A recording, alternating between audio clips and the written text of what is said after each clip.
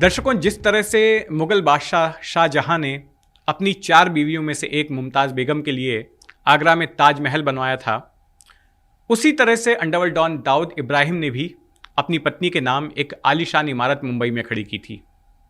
और जिस तरह से ताजमहल को दुनिया के 7 अजूबों में से एक गिना जाता है, उसी तरह से ये इमारत भी उस इलाके के लोगों के लिए किसी अजूबे से कम नहीं थी, क्योंकि उस इलाके की ज़्यादातर इमारतें जो है खस्ता हालत थीं, पुराने स्टाइल की थी, जिनमें कि छत पर मैंगलोरियन टाइल्स लगी होती थी, दीवारें कंक्रीट की होती थी और पुरानी सीढ़ियाँ होती थी लकड़ी की बनी हुई।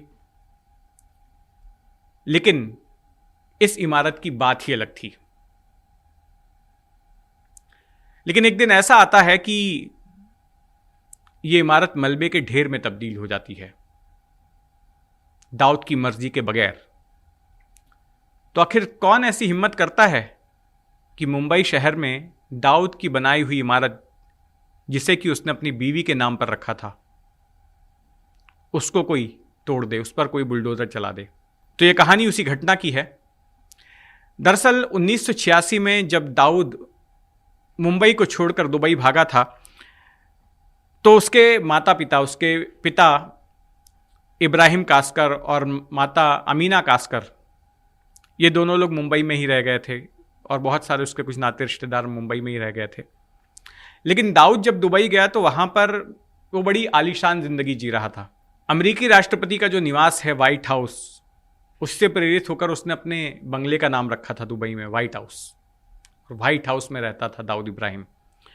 लेकिन मुझे लगता है कहीं ना कहीं उसे एक गिल्ट कॉन्शियस था, एक अपराध बोध था कि वो तो इतने मज़े की ज़िंदगी जी रहा है, लेकिन उसके माता पिता, उसके परिवार के लोग जो है मुंबई में बड़ी ही साधारण सी ज़िंदगी जी रहे हैं, और वो चाहता था कि वे लोग भी उसी के जैसी एक अच्छी लाइफ जिएं, अच्छी ज़िंदगी जिएं। तो इसके लिए दाऊद ने एक प्लान बनाया। तो दक्षिण मुंबई की पाकमोड़िया स्ट्रीट में, जहाँ पर जिस चौल में, जिसका नाम था मुसाफिर खाना, वो रहता था, जहाँ पर उसका बचपन बीता और जहाँ उसके माँ बाप रहते थे, उसके ठीक सामने एक पुरानी इमारत थी जर्जर हालत में, जिसका नाम था कादरी बिल्डिंग। तो दाऊद ने उस कादरी बिल्डिंग को खरीद लिया, डी कंपनी ने, और ख़रीदने के बाद में मुंबई महानगर पालिका के पास एक अर्जी दी कि चूंकि इस इमारत की हालत ख़राब है, इसके लिए हमें इसकी मरम्मत करनी है, इसको रिपेयर करनी है, इसके लिए आप अनुमति दीजिए। तो डी कंपनी को इसकी अनुमति मिल गई। अब जो कादरी बिल्डिंग में जो लोग रहते थे किराए पर, पगड़ी सिस्टम मुंबई में एक सिस्टम चलता है जहाँ पर कहने को तो लोग किराएदार होते हैं, लेकिन वो दरअसल उस इमारत के कमरे के मालिक होते हैं, ओनर होते हैं, लेकिन उन्हें एक मामूली हर महीने जो है एक रकम भी चुकानी पड़ती है बतौर किराए के। तो पगड़ी सिस्टम वाले सभी किराएदारों को जो है औने पौने दाम देकर उनको वहाँ से भगा दिया गया, सिर्फ एक को छोड़कर। उस इमारत की निचली मंजिल पर एक चाइनीज़ डेंटिस्ट हुआ करता था, तो उसको रहने दिया दाऊद ने, बाकी सबको हटा दिया गया। और फिर जब बीएमसी से परमिशन मिली मरम्मत की, तो उस पूरी इमारत को ही तोड़ डाला, उस पूरी इमारत को जो है मलबे के ढेर में तब्दील कर दिया। और फिर 1992 में वहाँ पर एक नई इमारत खड़ी की गई, 5 मंजिला, जिसको नाम दिया गया महजबीन टावर, दाऊद की पत्नी के नाम पर। और ये इमारत ऐसी थी कि सबकी आंखें देखते ही फटी रह गईं। उस पूरे इलाके में कोई दूसरी ऐसी इमारत नहीं थी। इमारत के बाहरी हिस्से को शीशे के पैनल्स लगाए गए थे। इमारत का जो बाथरूम था, जो कमरों में बाथरूम्स थे, वहाँ पर संगमरमर लगाए गए, गोल्ड प्लेटेड नल थे वहाँ पर। इमारत की फर्श पर इटालियन मार्बल लगाए गए। एक स्विमिंग पूल पहली मंजिल पर बनाया गया। पूरी इमारत एयर कंडीशन थी, और इमारत के भीतर घुसते ही फील आता था कि जैसे किसी 5-7 सितारा होटल के भीतर जा रहे हों। लेकिन ये इमारत तो थी गैरकानूनी, क्योंकि बीएमसी से परमिशन ली गई थी पुरानी इमारत की मरम्मत की, और वहां तो दाऊद ने नई इमारत खड़ी कर दी पूरी की पूरी। इसकी जानकारी स्थानीय विधायक प्रेम कुमार शर्मा को मिली, जो बीजेपी से थे, और एक सईदुल्ला नाम का उनका एक खबरी था, इसी पाकमोड़िया स्ट्रीट के पास ही रहता था। उसने बताया कि दाऊद ने इस तरह से किया है। तो प्रेम कुमार शर्मा ने इसकी शिकायत मुंबई महानगर पालिका से कर दी और कहा कि इसको तोड़ा जाना चाहिए, ये गैरकानूनी है।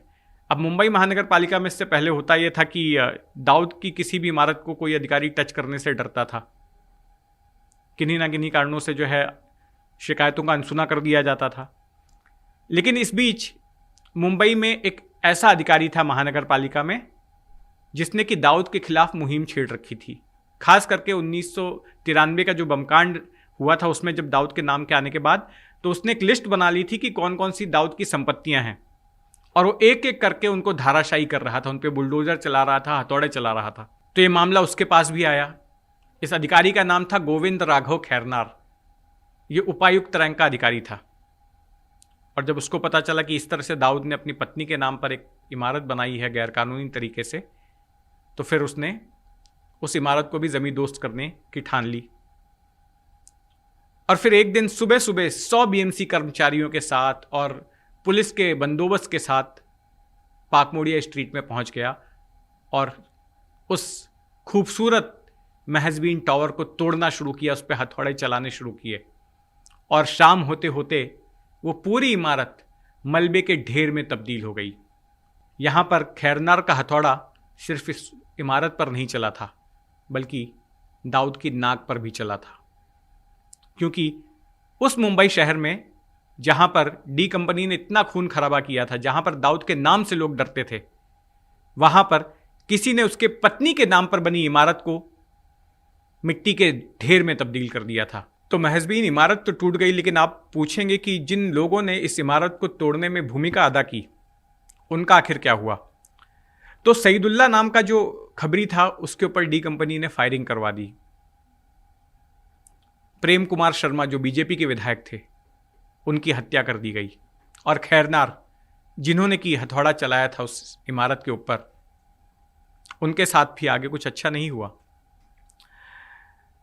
दरअसल हो यह रहा था कि खैरनार जिन जिन डी कंपनी की इमारतों पर हथौड़ा चला रहे थे, वो ज्यादातर इमारतें जो हैं एक समुदाय विशेष के इलाके की थी।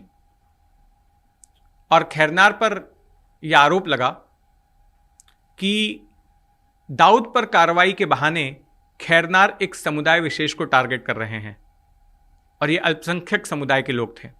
उस वक्त महाराष्ट्र में जो सरकार थी, जिस पार्टी की सरकार थी, उसका वोट बैंक अल्पसंख्यक समुदाय का था। और खैरनार का एक्शन उस पार्टी को भी अनकंफर्टेबल कर रहा था। उसे लग रहा था कि उसका जनाधार टूट जाएगा अगर खैरनार इसी तरीके से अपनी कार्रवाई करते रहेंगे। तो तय हुआ कि उनके पर कतरे जाएंगे। और फिर उसके बाद एक कमेटी बनाई गई और यह तय हुआ कि अब से खैरनार को अगर कहीं पर भी तोड़क कार्रवाई करनी है तो यह कमेटी उसको मंजूर करेगी पहले, और फिर उसके बाद ही खैरनार तोड़क कार्रवाई कर पाएंगे। खैरनार को मंजूर नहीं था और खैरनार ने खूब बयानबाजी की। उस वक्त के जो मुख्यमंत्री थे उनको भी टारगेट किया। उस वक्त सुधाकर राव नाइक को हटाने के बाद शरद पवार मुख्यमंत्री बने थे और सरेआम खैरनार ने इस तरह का बयान दिया था कि नाइक के जाने के बाद से उन्हें इस तरह की कार्रवाई करने में दिक्कत आ रही है। और इस तरह से कोशिश की गई ये पेश करने की कि शरद पवार जो है दाऊद के साथ हमदर्दी रखते हैं, ऐसी कोशिश की गई। इस तरह का आरोप जो है लगाया गया खैरनार की तरफ से। शरद पवार ने सोचा कि खैरनार के खिलाफ जो है मानहानि का केस कर देते हैं, डिफेमेशन का केस कर देते हैं, जिस तरह के आरोप लगा रहे थे। लेकिन कभी उन्होंने केस किया नहीं, और ना ही खैरनार की ओर से लगाए गए आरोपों पर शरद पवार के खिलाफ कोई मुकदमा चला।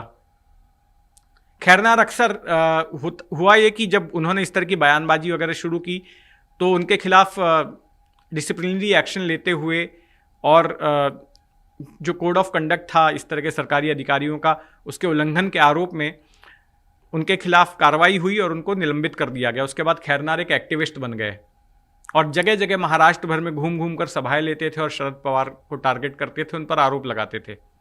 और कई बार आरोप लगाते हुए अतिशयोक्ति भी कर देते थे। कहते थे मेरे पास तो शरद पवार के खिलाफ ट्रक भर के सबूत हैं। लेकिन खैरनार के आरोपों पर ना तो कभी शरद पवार पर मुकदमा चला, ना शरद पवार ने खैरनार पर कभी मानहानि का मुकदमा किया, और ना ही कभी खैरनार ट्रक भर के वे सबूत पेश कर सके, ना मीडिया के सामने ना अदालत के सामने। जिस जगह पर वो महजबीन इमारत बनाई गई थी, आज आप उस जगह अगर जाएंगे पाकमोड़िया स्ट्रीट में तो वहां पर एक खाली मैदान है, और वो मैदान ये बता रहा है कि मुंबई में कभी कोई ऐसा शख्स हुआ था जिसने कि ना केवल दाऊद की इमारत पर बल्कि उसकी नाक पर भी हथौड़ा चलाया था।